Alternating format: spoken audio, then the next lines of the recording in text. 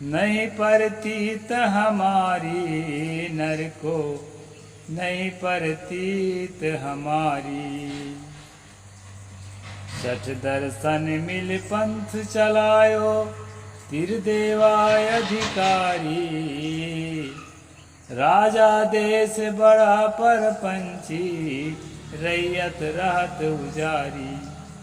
नर को नहीं परतीत हमारी। नमस्कार दोस्तों, मैं अविनाश दास रेशनल कबीर यूट्यूब चैनल में आप सबका हार्दिक स्वागत करता हूं।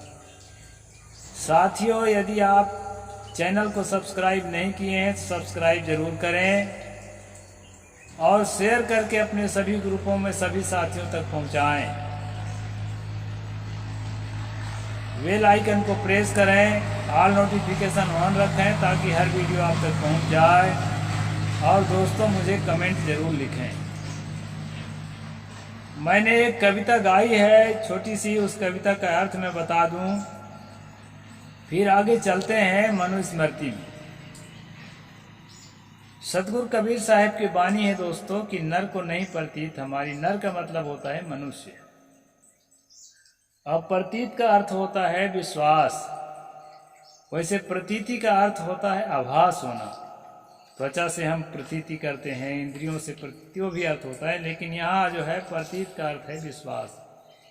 कि दुनिया के लोगों को, खासकर हमारे भारत के लोगों को कबीर साहब कहते हैं कि मुझ पर विश्वास नहीं है। मैं जब जगाता हूँ और बोलता हूँ कि ये लोगों, ये ब्रह्मा विष्णु महेश और ये ईश्वर परमात्मा और ये देवी देवता के नाम से तुम्हारे अंदर जो डर बिठा दिया गया है ना, वो डर से तुम अपने आप को मुक्त करो, क्योंकि वो डरने लायक कोई चीज ही नहीं है। ना तो कभी प्राचीन काल में वैसा कुछ था और न कभी रहेगा, ना अभी भी नहीं है। इसलिए उनके डर से तरह तरह के जुल्म सहने के लिए जो तैयार हो जाते हो, मुंह से आवाज नहीं निकलती, बोल नहीं पाते हो, इतना भयभीत रहते हो, इसलिए जो है तुम्हारे साथ जो है तरह तरह का शोषण होता है, अत्याचार होता है, और मानसिक रूप से तुम्हें गुलाम करके और जो है तुम्हारा खून लोग पीते रहते हैं, शोषक लोग। इसलिए इस अंधविश्वास के अंधेरे से निकलो और आत्मविश्वास के उजाले में आ जाओ। ऐसा करके सदगुरु जगा रहे थे, लेकिन लोग जागने का नाम नहीं ले रहे थे। आज जब 21वीं सदी में विज्ञान के ज़माने में दोस्तों हम लोग जगा रहे हैं, तो आज जागने के लिए लोग राजी नहीं हो रहे हैं, तो उस समय तो बहुत मुश्किल का काम रहा हो। कहते हैं सठ दर्शन मिल पंथ चलायो, त्रिदेवा अधिकारी। राजा देश बड़ों पर पंची, रैयत रहत उजारी। 6 दर्शनों को मिला करके, 6 शास्त्रों को मिला करके, वैसे कबीर पंथ में 6 दर्शन की दूसरी भी व्याख्या है, वो है जोगी जंगम सेवड़ा सन्यासी दरवेश, छठवां कहिए ब्राह्मणा, 6 घर 6 उपदेश। इस प्रकार के 6 दर्शन इस प्रकार माना जाता है, और 6 दर्शन 6 शास्त्र को भी माना जाता है। खास बात है, सदगुरु कहते हैं कि ये 6 प्रकार की जो विचारधारा है, ये 6 प्रकार की विचारधाराओं के माध्यम से 3 देवता को अधिकारी बना दिया गया संसार का।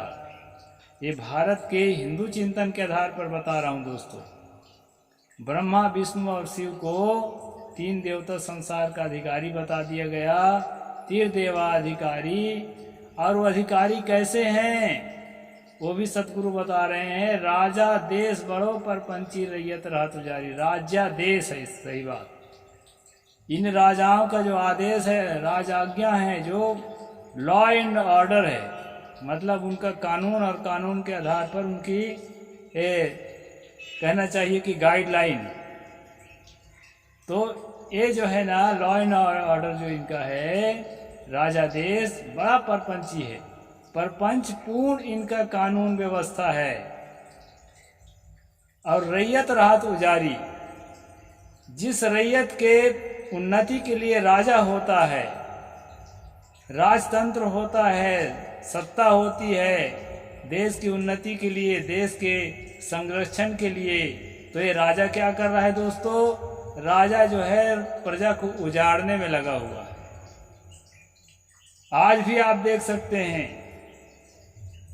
चाहे जितनी बेरोजगारी बढ़ जाए, चाहे जितनी कुपोषण और भूखमरी बढ़ जाए, चाहे जितनी गरीबी बढ़ जाए, जितना शोषण हो, जितना जो है अन्याय अत्याचार हो, बलात्कार हो, हत्याएं हो,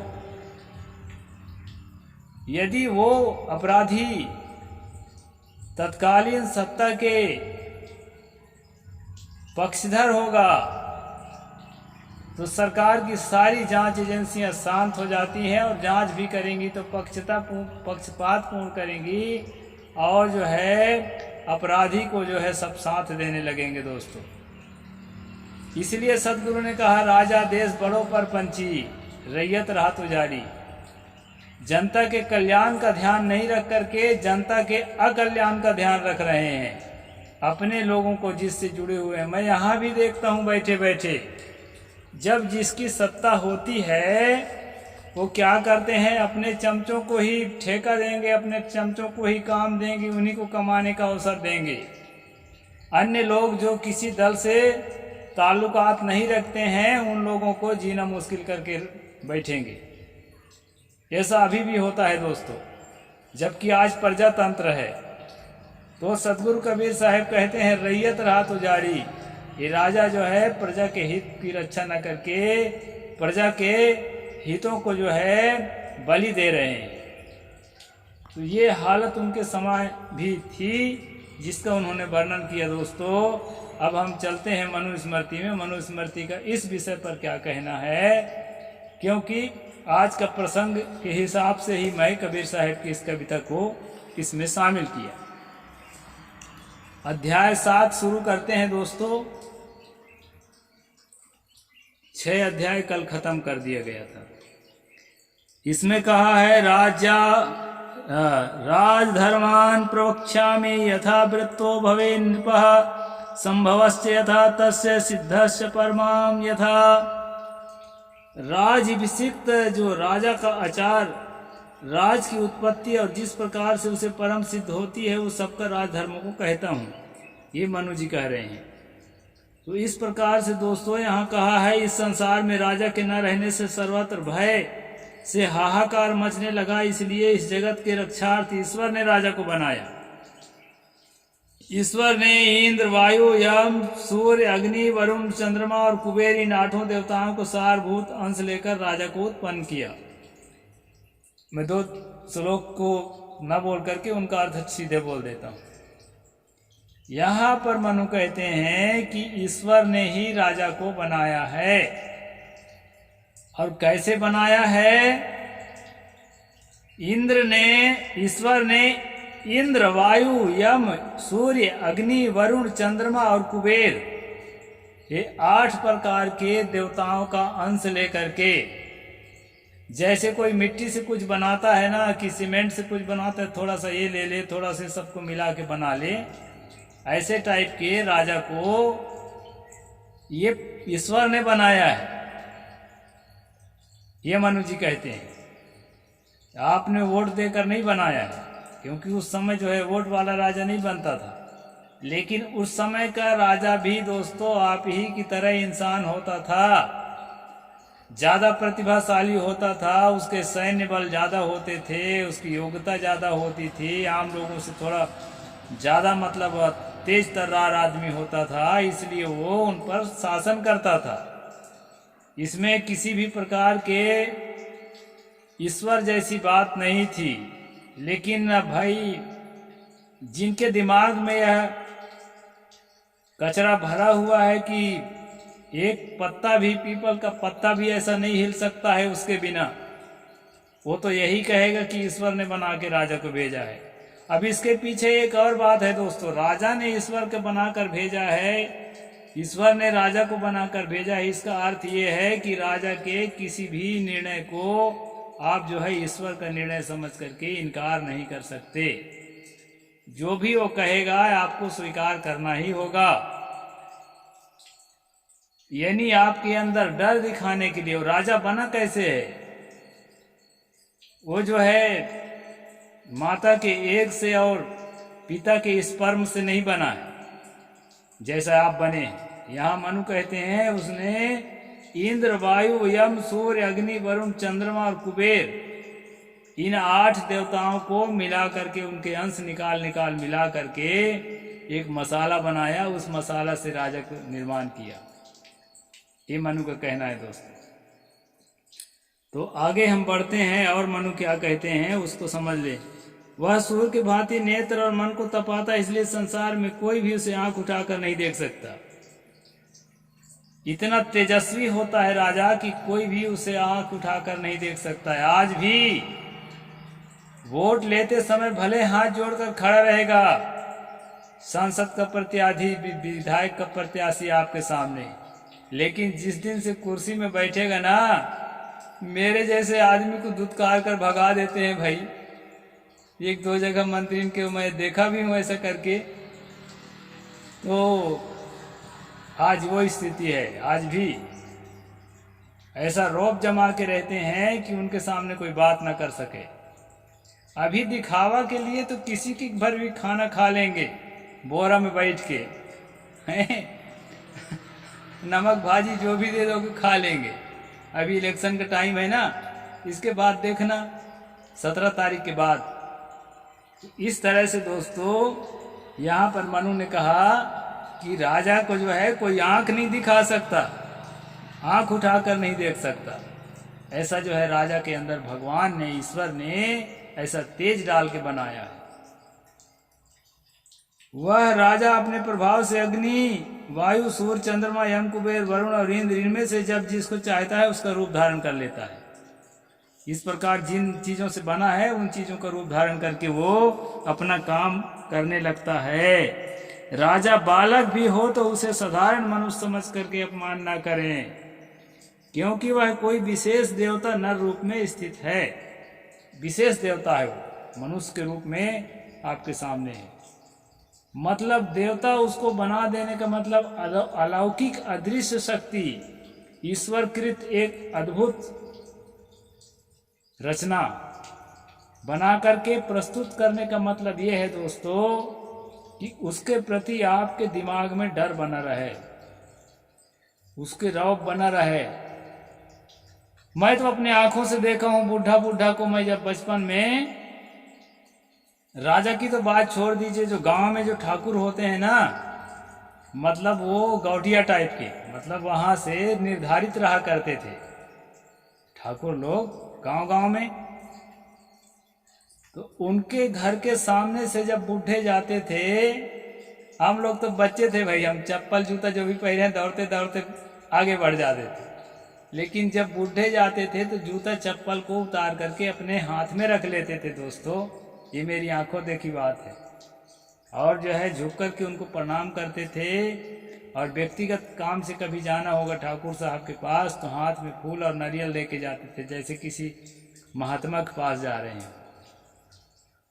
बल्कि महात्मा के पास भी आजकल फूल नारियल लेके हम लोगों के पास नहीं आते। इतना वो हो गया आदमी कि महात्मा के पास भी फूल लेकर के जाना पसंद नहीं करेगा, लेकिन उसके पास जाएगा। डर है ना। तो ये डर वाली जो भक्ति है ना, ये धोखा भक्ति है। श्रद्धा वाली भक्ति सही है, जहाँ से ज्ञान मिले, जहाँ से समझ मिले, जहाँ से आपके जीवन का कल्याण हो, वहाँ सच्ची श्रद्धा से, सच्चे प्रेम से, हाथ में फल फूल लेकर के, नारियल लेकर के, अब कुछ नहीं है तो हृदय की सच्ची भावना लेकर के वहाँ जाना चाहिए दोस्तों। लेकिन यहाँ जो है राजा से भयभीत करने के लिए जो है मनु आपको अपना नियम थोप रहा है दोस्तों। इस प्रकार बहुत सारी बातें हैं आपको भयभीत करने की हैं। तो मैं कुछ श्लोकों को छोड़ करके बढ़ता हूँ दोस्तों, ताकि जो है बहुत ज़्यादा समय ना लगे। यदि राजा आलस छोड़कर दंड देने योग्य अपराध को यथार्थ दंड न दे तो बलपूर्वक दुर्बलों को लोहे के कांटे में पकड़ी हुई मछलियों की तरह भून कर खा जाए। ये बहुत बड़ी बात लिखते हैं। यदि कानून ना हो ना देश में तो जो गुंडे मवाली लोग हैं तो मछली को जैसे जो है मछुआरा पकड़कर भून कर खा जाता है, वैसे दीन दुर्बल गरीबों को दोस्तों अगर देश में संविधान ना हो, अरे संविधान के रहते हुए भी संविधान में जो सत्ता में बैठे लोग हैं वो संविधान के पक्ष में नहीं है, तो आज भी देखिए कैसे हत्या बलात्कार और कैसे छुआछूत और कैसे घड़ा छूने पर हत्या कर दी जा रही है, और जो है कैसे बलात्कारियों के हत्यारों के साथ सत्ता खड़ी हुई नजर आती है। ये बड़ा विचित्र है दोस्तों। और इसी के लिए जो है प्रजातंत्र है कि राजा का तो उसका मनमौजी बात है, प्रजा का कोई उसको वोट थोड़े लेना है, जैसा उसका दिल होगा वैसा चलाएगा। इसलिए दोस्तों ये जो प्रजातंत्र है प्रजा के हितों के लिए है, लेकिन आज प्रजा के हित भी नहीं होते हुए दिखाई पड़ रहा है, बल्कि उसी का हित होता है जो उनका जो है चमचागिरी करता हो, जो गुंडा हो, जो मवाली हो, जो बदमाश हो, जो बलात्कारी हो, उसी के हित करते हुए सत्ता खड़ी हुई दिखाई पड़ती है दोस्तों। तो यहाँ पर जो है राजा को इतना पावरदार बताया गया है कि वो जो है कुछ भी कर सके। सर्वो दंड जितो लोको दुर्लभो ही सुचिर नरः दंडस्थ ही भयात सर्वम जगोत भागाय कल्पते। सारा संसार दंड के अधीन है कहते हैं, सारी नैतिकता दंड के अधीन है, सारी मानवता दंड के अधीन है, ये मनु का कहना है। शुद्ध साधु मनुष्य बिरला ही होता है, दंड के भय से ही संसार प्राणी अपना अपना भोग में समर्थ है। बहुत कम लोग होते हैं जो शुद्ध हृदय से, और उस समय बहुत कम लोग होते भी रहे होंगे, बात मानना पड़ेगा, क्योंकि जंगली जमाना था। और आज तो बहुत लोग सज्जन हैं, बिना कानून के बिना नियम के भी वो लोग जो है ना मानवता को समझते हैं, इंसानियत को समझते हैं, दया को, करुणा को। क्योंकि कबीर साहब की शिक्षाओं का प्रचार बहुत हुआ है दोस्तों। भगवान तथागत बुद्ध का प्रचार तो हुआ ही था, पूरी दुनिया में हुआ था, लेकिन भारत में मिटा दिया गया था। लेकिन जब से सतगुरु कबीर साहब आज से 600 साल पहले से आए हैं, तो दया का, प्रेम का, करुणा का, परोपकार का इतना प्रचार हुआ है कि बहुत लोग अपने दिल से अच्छे आदमी हैं, अपने दिल से। वो लोग ना कानून की अपेक्षा नहीं रखते कि कानून हमको पकड़ेगा तभी हम सही काम करेंगे, वो कानून के दबाव से नहीं बल्कि अपने दिल से सही होते हैं। और यही सतगुरु कबीर साहब का सपना था कि पूरा भारत ही नहीं पूरा संसार ऐसा बन जाए कि हर आदमी जो है अपने दिल से ही नैतिकता को, न्याय को, बंधुता को, प्रेम को, भाईचारा को अच्छी तरह से अपने दिल से स्वीकार करे और अच्छी तरह से जो उसको फॉलो करे। यही कबीर साहब का सपना था जो अभी पूरा होने को बाकी है दोस्तों, लेकिन हम सफलता की ओर हैं। तो इसमें और आगे कहता है, देव दानव गंधर्व रक्षांसी पत गोरगाह ते भोगाय कल्पते दंडनेव निपीड़िता। देवता, दानव, गंधर्व, राक्षस, पक्षी और नागगण ये सभी दंड के भय से पीड़ित होकर नियम का पालन करते हैं। यानी देवता लोग भी ये देवता और भगवान है ना, वो भी जो है कानून के डर से ही ठीक रहते हैं, नहीं तो कुछ भी कर सकते हैं। यहाँ मनु जी कह रहे हैं देवता, दानव, गंधर्व, राक्षस, पक्षी, नागगण। पक्षी और नाग की बात तो नहीं कहा जा सकता, क्योंकि वो तो पशु पक्षी तो भाई कानून को क्या जानेंगे, उनका अपना प्राकृतिक जीवन है, तो उसके लिए नियम कानून हमारा नहीं काम करेगा। लेकिन ये कहते हैं वो भी नियम के डर से ही अपने अपने काम में रहते हैं। ये मनु का अपना विचार है। तो दोस्तों, राजा की स्थापना मनु ने जिस तरह किया है उसके संबंध में मैंने आपको बताया है, और आगे क्या विधान है, फिर आगे दंड विधान है, वो सब के बारे में बताऊंगा।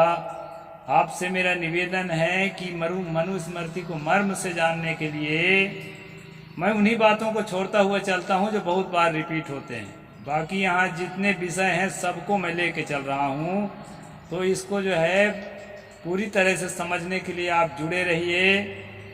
और पहले के स्ट्रीम जो नहीं देखे हैं, पहले के स्ट्रीम भी देखिए और आगे का स्ट्रीम भी देखिए और मनुस्मृति को ठीक से समझ लें दोस्तों। इसके लिए मेरा साथ भी आपको चाहिए, आपका साथ भी मुझे चाहिए। तो मैं इतना ही आज कहूँगा। जय भीम, जय जोहार, साहेब बंदगी, जय भारत। सब्सक्राइब जरूर करें दोस्तों।